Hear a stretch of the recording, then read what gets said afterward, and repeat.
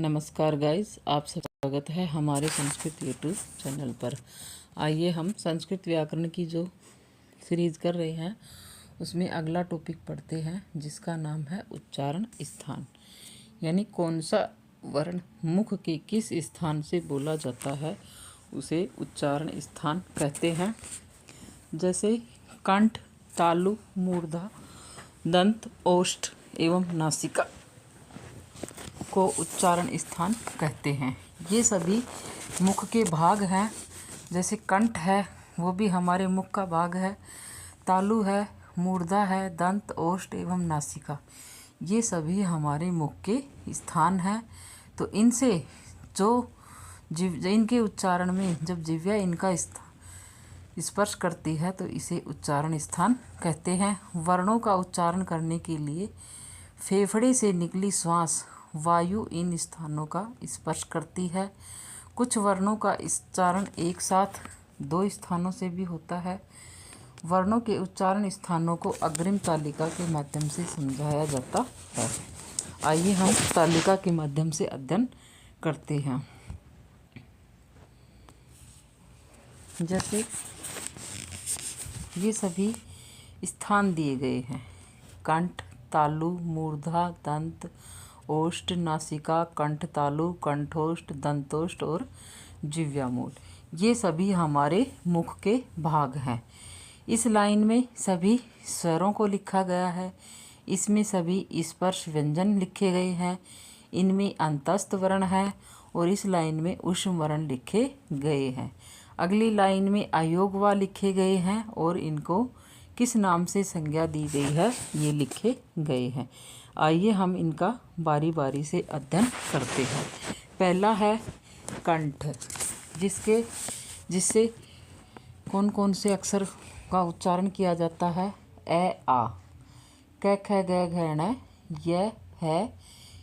इन सभी वर्णों का उच्चारण किया जाता है कंठ से, इसलिए इन्हें कंठ्य वर्ण भी कहते हैं। इसका एक सूत्र भी आता है: अकु है विसर्जन या नाम कंठ है। यानी इस सूत्र में ये सभी वर्ण समाहित रहते हैं, इसलिए सूत्र के माध्यम से याद करना सरल होता है। अगली वीडियो में हम इनके सभी सूत्रों को पढ़ा देंगे ताकि आपको पढ़ने में परेशानी नहीं रहेगी, याद करने में। अगला वर्ण है तालु। तालु भाग से बोलने जाने वाले वर्ण कौन कौन से हैं: ई, दोनों प्रकार की ई। च वर्ग होता है च, छ, ज, झ, य। और अंतस्थ वर्ण का र, ऊष्म वर्ण का स, जिन्हें हम तालव्य भी कहते हैं। तालव्य वर्ण कहा जाता है इनको। तालु भाग से उच्चारित होने के कारण इन्हें तालव्य वर्ण कहा जाता है। अगला है मूर्धा। री, ट, ठ, ड, ढ, ण, ल, अंतस्थ का ल, ऊष्म का श, ये वर्ण होते हैं। मूर्धा को स्पर्श करके वायु बाहर निकलती है तो इन्हें मूर्धन्य वर्ण कहा जाता है। अगला है दंत। दंत का मतलब दांत का स्पर्श करते हुए कौन कौन से वर्ण बोले जाते हैं। तो तालु का सूत्र बताना भूल गई मैं। तालु का सूत्र है इचुईशा नाम तालु, जिसे सारे वर्ण आ जाते हैं। और मूर्धा के लिए है ऋटुर्षा नाम मूर्धा। अगला है दंते वर्ण। इसका सूत्र है लिरी तुलसी नाम दंता। इसमें सारे वर्ण आ जाते हैं। तो कौन कौन से वर्ण आते हैं: लिरी, त, थ, द, ध, न, त वर्ग, श, और इन्हें दंते वर्ण कहते हैं। अगला है ओष्ठ। ओष्ठ भाग से कौन कौन से वर्ण बोले जाते हैं: उ, प, फ, ब, भ, म। और अयोग वहा के प, फ, भ शब्द बोले जाते हैं तो इन्हें ओष्ठ्य वर्ण कहा जाता है।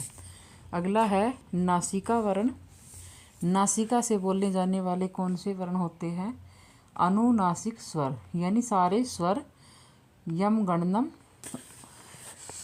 स्पर्श वर्ण के पांचों वर्गों के अंतिम वर्ण होता है, पांचवा वर्ण, उन्हें नासिका वर्ण भी कहते हैं। तो इन्हें नासिक के वर्ण कहे जाते हैं, नासिका भाग से उच्चारित होने के कारण। अगला है कंठ तालु। ए, आई व्यंजन का व, ये सभी कंठ तालव्य से बोले जाने वाले वर्ण है।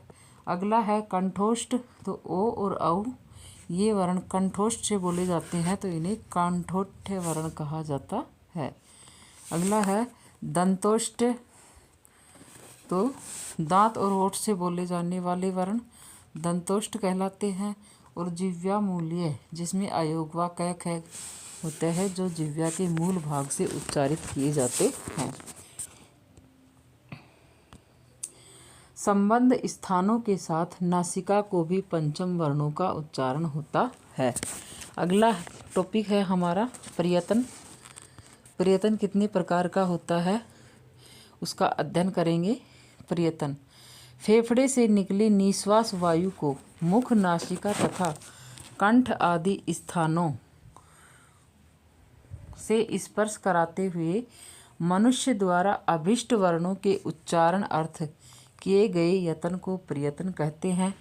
प्रयत्न के दो भेद होते हैं, आभ्यंतर तथा बाह्य वर्णों को उच्चारण काल में मुख के अंदर मनुष्य की चेष्टा परक क्रिया को आभ्यंतर प्रयत्न कहते हैं। इसके 5 भेद हैं। पहला है स्पष्ट वर्णों के उच्चारण काल में जब जिह्वा के विभिन्न भागों द्वारा मुख के अंदर के विभिन्न स्थानों को स्पर्श किया जाता है तो जिह्वा के इस प्रयत्न को स्पष्ट प्रयत्न कहते हैं। यानी कैसे लेकर मैं तक सभी व्यंजन स्पष्ट प्रयत्न से उच्चारित होते हैं, यानी स्पर्श करते हुए उच्चारित करना। विसर्ग का भेद उपधमानीय, जब विसर्ग के बाद प फ वर्ण रहते हैं तब अर्ध विसर्ग उच्चारण होता है। पुनः पुनः तपय फलम। विसर्ग का भेद जिह्वा मिले, जब विसर्ग के बाद क ख वर्ण होते हैं तो अर्ध विसर्ग का उच्चारण होता है, जैसे प्रातःकाल, दुखम आदि। ये विशेष में है, व्याकरण के साथ नहीं है ये। अगला है ईसत स्पष्ट वर्ण।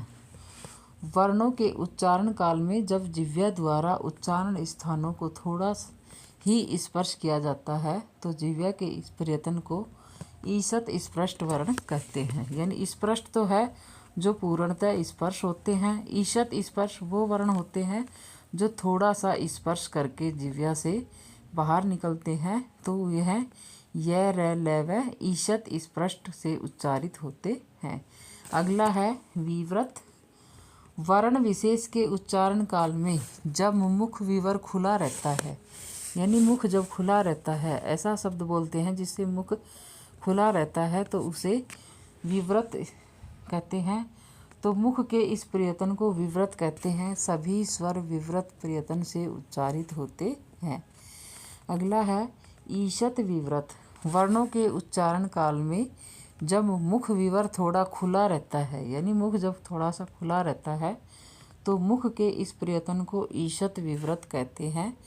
जैसे श श श है, ईशत विवृत प्रयत्न से उच्चारित होते हैं। अगला है संवृत वर्णों के उच्चारण काल में फेफड़े से निकलने वाली निश्वास का मार्ग जब बंद रहता है तब इसे संवृत कहते हैं। इसका प्रयोग केवल ऋस्व ए के उच्चारण में होता है। अगला है प्रयत्न 2 प्रकार के बताए गए थे, आंतरिक यानी ये अंदर से प्रयत्न है, और अगला है बाह्य प्रयत्न वर्णों के उच्चारण का वह यत्न जो फेफड़े से कंठ तक होता है उसे बाह्य प्रयत्न कहते हैं। यानी कि कंठ से बाहर फेफड़े से कंठ तक होता है उसे बाह्य प्रयत्न कहते हैं। मुख से बाह्य होने की अपेक्षा इसे बाह्य कहा जाता है। इसके भेद 11 हैं, जिसमें है विवार, संवार, श्वास, नाद, घोष, अघोष, अल्पप्राण, महाप्राण, उदात, अनुदात तथा संवृत। बाह्य प्रयत्नों के आधार पर वर्णों का विभाजन निम्न तालिका से समझा जाता है। इव विवार, श्वास और अघोष में कौन कौन से वर्ण आते हैं? खर प्रत्याहार, यानी ख से लेकर के र तक के बीच में जितने भी प्रत्याहार होते हैं वो के वर्ग वर्ण, यानी प्रत्येक वर्ग का प्रथम द्वितीय वर्ण तथा श खर, विवार, श्वास, अघोष में के अंतर्गत आते हैं। अगला है संवाद, नाद और घोष। इसमें कौन कौन से स्वर आते हैं, वर्ण आते हैं? हस प्रत्याहार के वर्ण, यानी है से लेकर के श तक जितने भी प्रत्याहार के वर्ण हैं वो आते हैं। प्रत्येक वर्ग के तृतीय, चतुर्थ, पंचम वर्ण अंतस्थ एवं है, हस, संवार, नाद, घोष आदि। अल्प विराम वर्गों के प्रथम, द्वितीय, तृतीय, यानी जो वर्ग होते हैं उनमें से वर्णों के प्रथम पहला, तीसरा और पांचवा वर्ण होता है, और अंतस्थ वर्ण, संज्ञक वर्ण अल्प प्राण के अंतर्गत आते हैं। अगला है महाप्राण वर्गों के द्वितीय यानी दूसरा और चौथा वर्ण ऊष्म संज्ञक वर्ण होते हैं। उदात्त, अनुदात्त तथा स्वरित सभी स्वर आते हैं इनके अंतर्गत। धन्यवाद बच्चों। अगली वीडियो में हम अध्याय नंबर 2 लेके आएंगे। ये तीनों वीडियो अध्याय नंबर 1 से ही बनी है, जिसका नाम था वर्ण विचार। चैनल को सब्सक्राइब करें, वीडियो को लाइक करें, और कंपटीशन एग्ज़ाम की तैयारी करने वाले सभी साथियों के पास तथा कक्षा 6 से लेकर के 12 तक संस्कृत पढ़ने वाले सभी विद्यार्थियों के लिए ये संस्कृत की व्याकरण बहुत ही महत्वपूर्ण रहने वाली है, इसलिए सभी को शेयर करें। धन्यवाद।